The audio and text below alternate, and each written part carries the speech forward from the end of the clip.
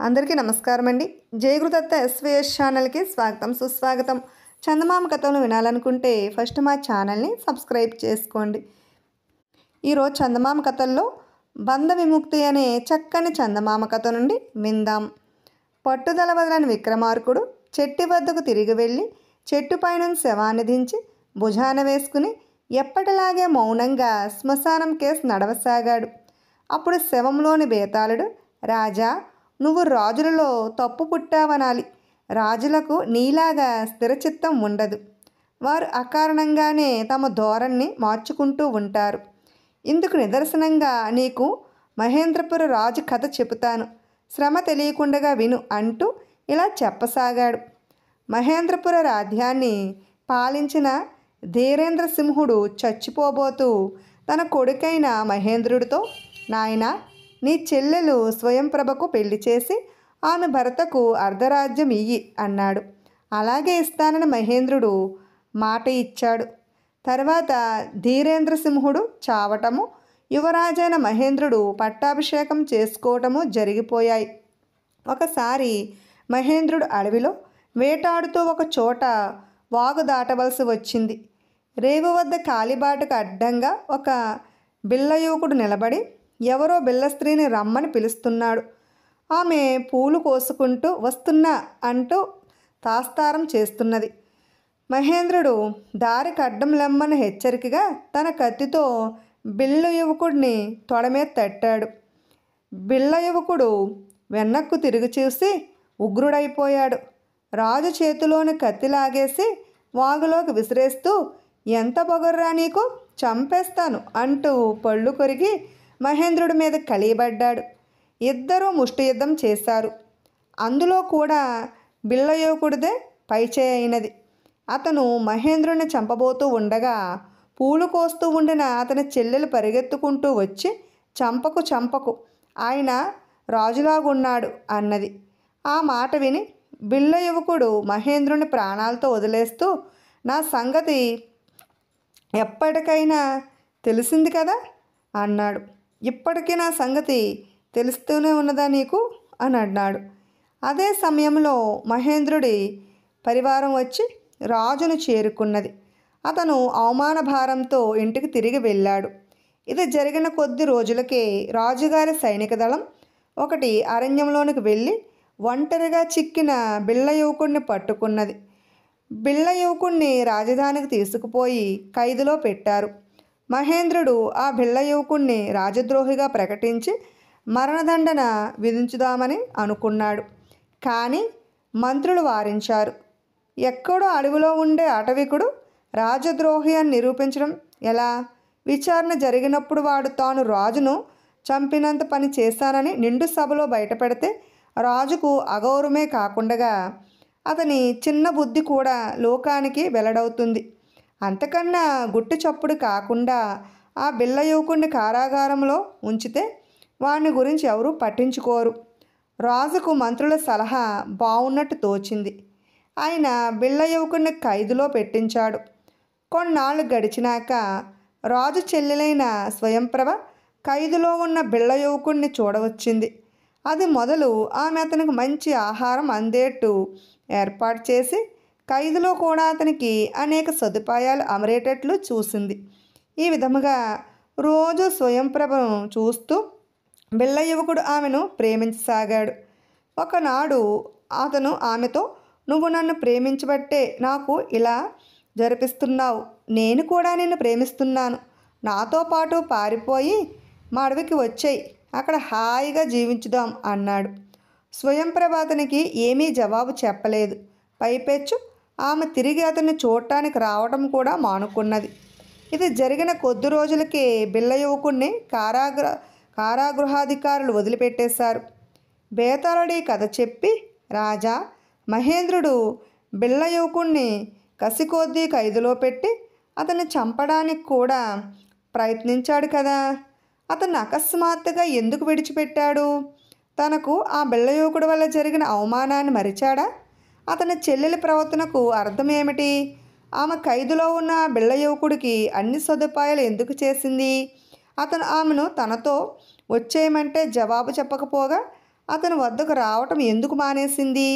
ఈ అనుమానాలకు సమాధానం తెలిసి కూడా చెప్పకపోయావో నీ తల పగిలిపోతుంది అన్నాడు. దానికి విక్రమార్కుడు, రాజు ప్రవర్తనకు అతని చెల్లెలి ప్రవర్తనకు చాలా సన్నిహిత సంబంధం ఉన్నది. మహేంద్రుడు బిళ్ళ యువకుడిని పట్టి తెప్పించడానికి అతన్ని రాజద్రోహిగా ప్రకటించి మరణదండన విధిందామనుకోవడానికి కారణం అతనికి బిళ్ళ యువకుడు చేసిన అవమానం కానే కాదు.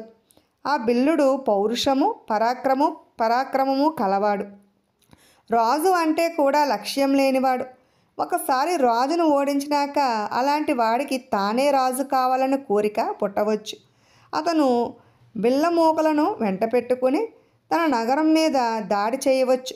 ఈ భయంతో రాజు బిల్లుణ్ణి ఖైదు చేయించాడు. ఈ భయానికి ఆధారం ఉన్నదో లేదో చూడటానికి అతని చెల్లెలు ఖైదులో ఉన్న బిల్లుణ్ణి పరీక్షించింది. ఆమెను పెళ్ళాడితే అర్ధరాజ్యం వస్తుంది. ఆ అర్ధరాజ్యం మీద కూడా బిళ్ళ యువకుడు ఆశ చూపక ఆమెను తనతో అడవికి వచ్చేయమన్నాడు. ఏ శ్రమ లేకుండా వచ్చే అర్ధరాజ్యం మీద ఆశ లేనివాడు యుద్ధం చేసి పూర్తి రాజ్యం సంపాదించగోరుతాడా? అతను నిరాపాయమైన వాడే అని ఇలా రుజువైనది. రాజు అతన్ని వదిలిపెట్టాడు అన్నాడు. రాజుకి విధముగా మౌనభంగం కలగ్గానే బేతాళుడు శవంతో సహా మాయమై తిరిగి చెట్టెక్కేశాడు. ఇప్పుడు సోనాపూర్లో అద్భుతమనే మరో చక్కని చందమామ కథను విందాం. సీతను రాముడికిచ్చి వైభవంగా పెళ్లి చేశారు. రాముడు సీతను తన ఇంటికి తీసుకుపోయి సుఖంగా జీవించసాగాడు. ఇది రామాయణ కథ కాదు సుమండి. ఈ సీత వీరనగరకు చెందిన మంగళధాను అనే రైతు కూతురు. అతను స్థితిమంతుడు. సీత అతని కూతురు. ఆమె కన్నా 4 ఏళ్ళు పెద్దవాడు ఆమె అన్న హీరాదాసు. సీతకు 16 ఏళ్ళప్పుడు ఆమెను సోనాపూర్ రైతు అయిన రవిదాసు కొడుకు రామదాసుకిచ్చి పెళ్లి చేశారు. పెళ్ళి అయిన ఏడాదికి రామదాసు తండ్రి చనిపోయాడు.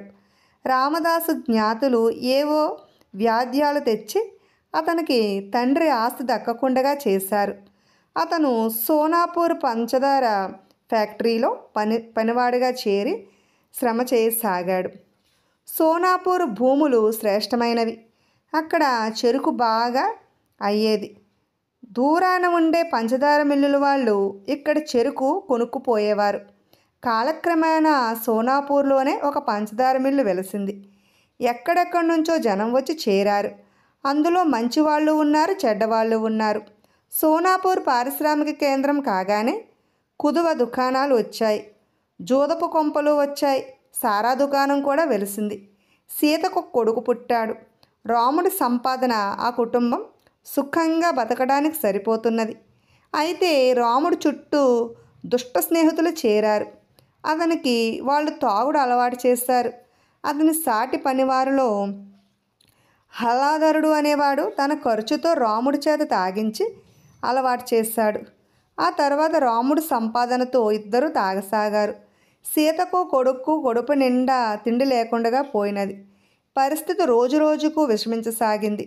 రాముడు వారాంతరములో తన జీతం డబ్బులన్నీ సారా దుకాణంలో ఖర్చు చేసి ఇంటికి తప్పతాగా వచ్చేవాడు.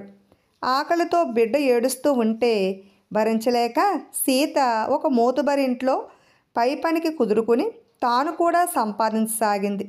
అయితే రాముడు భార్యను తిట్టి చావగొట్టుతానని బెదిరించి ఆమె నగలు కొదువు పెట్టి తన స్నేహితులతో కలిసి తాగేసేవాడు. ఒక్కొక్కసారి అతను సీతను అకారణంగా కొట్టేవాడు. నిజానికి సారా దుకాణం మూలంగా సోనాపూర్లో అన్ని కుటుంబాలు అంతో ఇంతో అశాంతికి గురి కావటం జరిగింది. శ్రామిక కుటుంబ జీవనం నరకప్రాయమైనది. సీత ఈ బాధ భరించలేక ఒక రోజున కొడుకుతో సహా పుట్టింటికి వెళ్ళిపోయింది. ఆమె తన పరిస్థితి అంతా తన అన్నయ్య అయిన హీరాదాసుకు రహస్యంగా చెప్పింది. వాళ్ళిద్దరూ ఈ సంగతి తమ తల్లిదండ్రులకు కూడా చెప్పలేదు. సీత చెప్పకుండా వచ్చినందుకు ఆమెతో పాటు రామదాసు రానందుకు తండ్రి ఆశ్చర్యపడ్డాడు. తల్లి సీతను చూసి ఆమె చిక్కిపోయినందుకు విచారించింది. తనకు ఒంట్లో అంత బాగాలేదని విశ్రాంతి కోసమే వచ్చానని సీత తల్లితో చెప్పింది.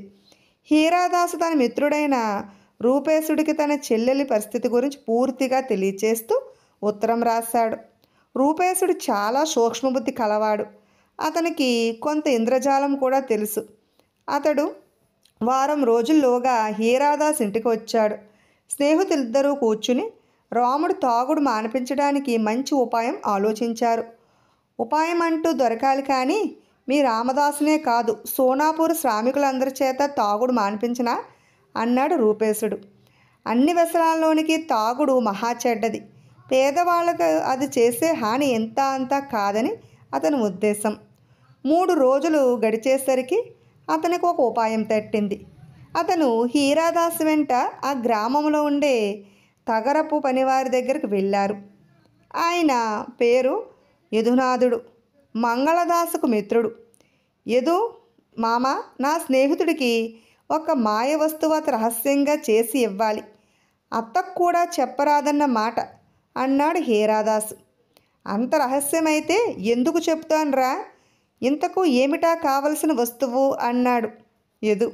వాళ్ళకు కావలసినది గరాటి, మామూలు గరాటి కాదు, మాయ గరాటి. ఒక గరాటీలో మరొకటి గరాటి అతికించాలి. రెండో గరాటి పైదానికన్నా కాస్త చిన్నదిగా ఉంటుంది. దాని పై భాగంలో 2 ఒకే వ్యాసం కలిగి ఉంటాయి. పై గరాటి తోకలోకి, లోపల గరాటి తోక అమరి ఉంటుంది. పైకి చూడడానికి ఒకే గరాటీలా కనిపించాలి. పై గరాటి పై భాగంలో చిన్న బెజ్జం ఉండాలి. ఈ మాయ గరాటి తయారైన మీదట రూపేశుడు దాని తోక కింద తన చూపుడు వేలు అడ్డం పెట్టి దాని నిండా నీరు పోశాడు. తరువాత అతను బెజ్జానికి బొటనవేలు అడ్డం పెట్టి తోకకు అడ్డంగా ఉన్న చూపుడు వేలు తీసేశాడు. గరాటీలోని నీరు కిందకు కారిపోయింది. బ్రొటనవేలికి బెజ్జం మీద నుంచి తీయకుండగానే అతను గరాటీ పైన ఉన్న తడి అంతా శుభ్రంగా తుడిచి గరాటీని హీరాదాసు పొట్ట సమీపంలో ఉంచి దగ్గు అన్నాడు. హీరాదాస్ దగ్గాడు. వెంటనే గరాటీలో నుంచి మళ్ళీ నీరు కారింది. ఎలా ఉంది ట్రిక్కు అన్నాడు అతను. ఇంద్రజాలం బాగానే ఉన్నది. దీంతో తాగుబోతులను ఎలా మరమ్మతు చేస్తావు అన్నాడు హీరాదాసు. తొందరపడకు, అంతా నువ్వే చూస్తావు అన్నాడు రూపేశుడు. ఇది జరిగిన కొద్ది రోజులకు సోనాపూర్ పంచదార ఫ్యాక్టరీ సమీపంలో మర్రి చెట్టు కింద ఒక ముసలి సాధువు, ఆయన యువకుడు శిష్యుడు కూర్చున్నారు. త్వరలోనే వారి చుట్టూ జనం మోగి సలహాలు మందులు అడగసాగారు. ఒకడు తలనొప్పికి మందు అడిగాడు. సాధువు ఏదో పొడి ఇచ్చి తన కమండలంలోని మంచినీళ్లతో తాగించాడు. తలనొప్పి కొద్దిసేపట్లోనే పోయింది. ఆ మనిషి సాధువు కాళ్ళ మీద పడ్డాడు. స్వామి, మీరు సాక్షాత్తు భగవంతుడే అంటూ. నేను భగవంతుని కాదు నాయనా, కానీ భగవంతుడు పంపగా వచ్చాను. ఇక్కడ ఈ కాలంలో ఇన్ని రకాల రోగాలు ప్రబలడానికి కారణం తెలుసా? తాగుడు. దాని మూలాన కడుపులో విషం పేరుకుని రకరకాల రోగాలు కలిగిస్తుంది అన్నాడు. జనంలో కూర్చుని ఉన్న హలధరుడు ఈ మాట ఒప్పుకోక, అదేమిటి, దేవతలు సోమరసం తాగేవారు, అది సారా కాదా అన్నాడు. సోమరసం సారా కాదు, మనం దేవతలము కాము అన్నాడు సాధువు. సారా వల్ల జబ్బేమీ లేదు, మేము కష్టపడి పనిచేస్తాం, తాగితే మనసుకు ఉల్లాసంగా ఉంటుంది అన్నాడు హలధరుడు. నువ్వు 1000 చెప్పు, తాగుడు వల్ల రోగం వచ్చి తీరుతుంది, కావలిస్తే రుజువు చేస్తాను అని సాధువు తలనొప్పి వచ్చిన వాడిని దగ్గరికి రమ్మని తన శిష్యుడు సంచి నుంచి ఒక గరాటీ పైకి తీసి దాన్ని ఆ మనిషి పొట్టకు ఆనించి చిన్నగా దగ్గమన్నాడు. ఆ మనిషి దగ్గగానే గరాటీ తోక నుంచి నల్లని ద్రవం బయటకు వచ్చింది. ఈ అద్భుతం చూసి అందరూ నిర్ఘాంతపోయారు. తాగే ప్రతి వాడిలోనూ ఇలాంటి విషం ఉంటుందని నిరూపించగలను. ఇది ప్రాణాలు తీస్తుంది. దీని నుంచి బతికి బయటపడ కోరేవారికి నేను దివ్యమైన ఔషధం ఇచ్చి ఈ విషాన్ని విరిచేస్తాను అన్నాడు సాధువు. మరునాటి నుంచి సాధువులో గురి కుదిరిన వాళ్ళు వచ్చి తాగుడు మానేస్తామని దివ్య ఔషధం తీసుకున్నారు. సాధువు తాలూకు మనుషులు సారా దుకాణం మీద ఉన్న ఒక కన్ను ఉంచి మందు పుచ్చుకున్న వారిలో ఎవరెవరు మళ్ళీ వెళ్ళి తాగారో గమనించారు. అలాంటి వాళ్లను సాధువు గరాటీతో పరీక్షించి దాని నుంచి నల్లని విషం వచ్చింది. నిజంగానే తాగటం మానేసిన వాళ్లను పరీక్షిస్తే గరాటి నుంచి స్వచ్ఛమైన నీరు వచ్చింది. సాధువు ప్రారంభించిన ఈ ఉద్యమం ఎంత బాగా సాగిందంటే సారా అమ్మకం అకస్మాత్తుగా పడిపోయింది. చాలా కుటుంబాల్లో శాంతి సౌఖ్యాలు మళ్ళీ నెలకొన్నాయి. మారిపోయిన వారిలో రామదాస్ కూడా ఉన్నాడు. సీత వెళ్ళిపోయినాక అతను చాలా మనోవేదన అనుభవించి చివరకు సాధువు శరణు జొచ్చాడు. సారా వ్యాపారానికి హలధరుడికి సాధువు మీద పటరాని ఆగ్రహం వచ్చేసింది. 2 వారాలుగా సారా అమ్మకాలు లేవు. తాను లోగడ 2 హత్య చేసి పట్టుపడకుండా తప్పించుకున్నానని, ఈ సాధువును కూడా హత్య చేస్తానని హలధరుడు సారా వ్యాపారితో అన్నాడు. దుకాణం నౌకరు ఇది విని వెళ్ళి సాధువుకు పోలీసులకు కూడా చెప్పాడు. ఆ రాత్రి హలధరుడు సాధువును చంపడానికి వచ్చినప్పుడు సాధువు పడుకొని ఉండవలసిన చోట గుడ్డల మూట మీద దుప్పటిని కప్పి ఉండటమే కాక హలధరుడు పోలీసులకు కత్తితో సహా దొరికిపోయాడు.